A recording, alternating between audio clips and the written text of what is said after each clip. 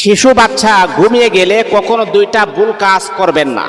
যদি আপনি করেন তাহলে আপনার বাচ্চার ব্রেনে অনেক এফেক্ট হতে পারে, ব্রেনে ক্ষতি হওয়ার সম্ভাবনা রয়েছে। আজকে আমরা অনেক গার্জিয়ানরা আছি, যদি বাচ্চা দিনের বেলা একটু ঘুমাতে যায় তখন বাচ্চাকে আমরা জাগ্রত রাখি।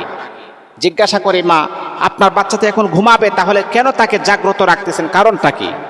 তখন প্রশ্নের উত্তর দেই, এখন যদি বাচ্চা দিনের বেলা ঘুমিয়ে যায় তাহলে রাতের বেলা ঘুমাবে না। দেখেন, বাচ্চা যখন অটোমেটিকলি ভাবে যখন দিনের বেলা যখন সে ঘুমিয়ে যাবে তখন আপনি তাকে সজাগ রাখার চেষ্টা করবেন না। যদি আপনি আপনার বাচ্চাকে সজাগ রাখার চেষ্টা করেন তাহলে আপনার বাচ্চার ব্রেনের মাঝে অনেক বড় ধরনের ক্ষতি হওয়ার সম্ভাবনা রয়েছে।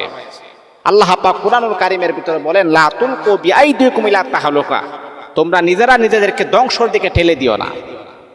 আপনি চিন্তা করতেছেন আপনার বাচ্চা রাতের বেলা ঘুমাবে না, আপনি কি বড় ধরনের ডাক্তার হয়ে গেছেন নাকি কবিরাজ হয়ে গেছেন? যে আল্লাহ পাক রব্বুল আলামিন আপনার বাচ্চাকে দিনের বেলা তার চোখের মধ্যে ঘুম নিয়ে আসতে পারে, অবশ্যই 100% সে আল্লাহ পাক রব্বুল আলামিন সময় মতো আবার তাকে রাতের বেলা ঘুমার মাঝে আমার আল্লাহ তার চোখে ঘুম নিয়ে আসবেন ইনশাআল্লাহ। এই জন্য বাচ্চা যখন ঘুমাতে যাবে, বাচ্চার যখন ঘুম চলে আসবে তখন আপনি জোরপূর্বক ভাবে বাচ্চার উপরে এমন আক্রমণ আপনি কখনো করতে পারেন না। আপনার বাচ্চাকে ঘুমাতে আপনি দেন। তার একজন মানুষ যখন নিয়মিতভাবে যখন ঘুমায় তখন দেখবেন তার ব্রেন ঠান্ডা থাকে, তার ব্রেন অনেক সুস্থ থাকে, তার মস্তিষ্ক ভালো থাকে। একজন ডাক্তার আমাকে বলেছিলেন, একটা মানুষ যখন নিয়মিতভাবে যখন ঘুমায় তখন দেখবেন তার স্বাস্থ্য সুস্থ থাকে, সে কথা বলতে ভালো লাগে, মানুষের সাথে কথা বলতে তার কাছে একটি খুব ভালো লাগে, আনন্দ লাগে। একটি মানুষ দেখবেন যখন তার ঘুম হবে না তখন দেখবেন তার চেহারার দিকে তাকালে দেখবেন একটা আউল বাউল একটি ভাব চলে আসে।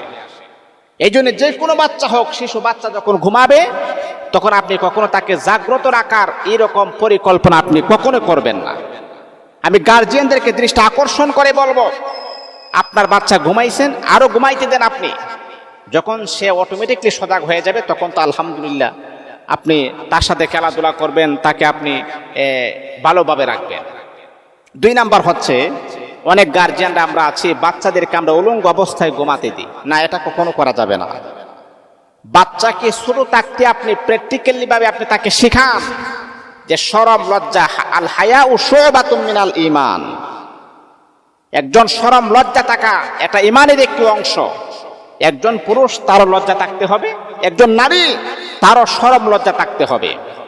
আপনার বাচ্চাকে যদি আপনি সদা সর্বদা উলঙ্গ অবস্থায় রাখেন, কাপড় চাপড় যদি আপনি তাকে না পরান তাহলে তার কিন্তু শরম লজ্জা আস্তে আস্তে কমে যাবে, হায়া শরম লজ্জা কমে যাবে। আর যে কোনো পুরুষ হোক অথবা নারী হোক, যদি শরম লজ্জা তার না থাকে, এই পুরুষ এবং নারীর মাধ্যমে যে কোনো কাজ তার জন্য সহজ হয়ে যায়, যে কোনো অপকর্ম সে করতে পারে, যে কোনো পাপের কাজে সে দাবিত হতে পারে, অগ্রসর হতে পারে।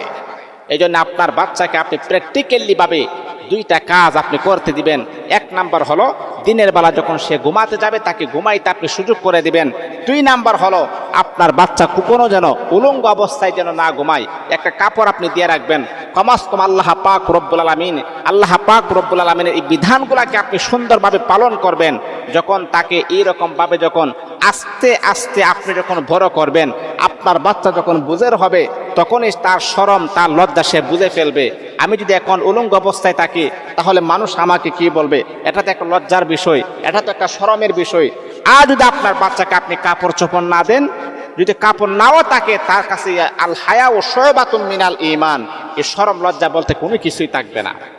এই জন্য মা বাবাদেরকে আমি বলবো, এই 2টা কাজ আপনারা ভালোভাবে স্মরণ রাখার চেষ্টা করবেন, আপনার বাচ্চার ভবিষ্যৎ অনেক উজ্জ্বল হবে। আল্লাহ পাক আমাদেরকে বোঝায়।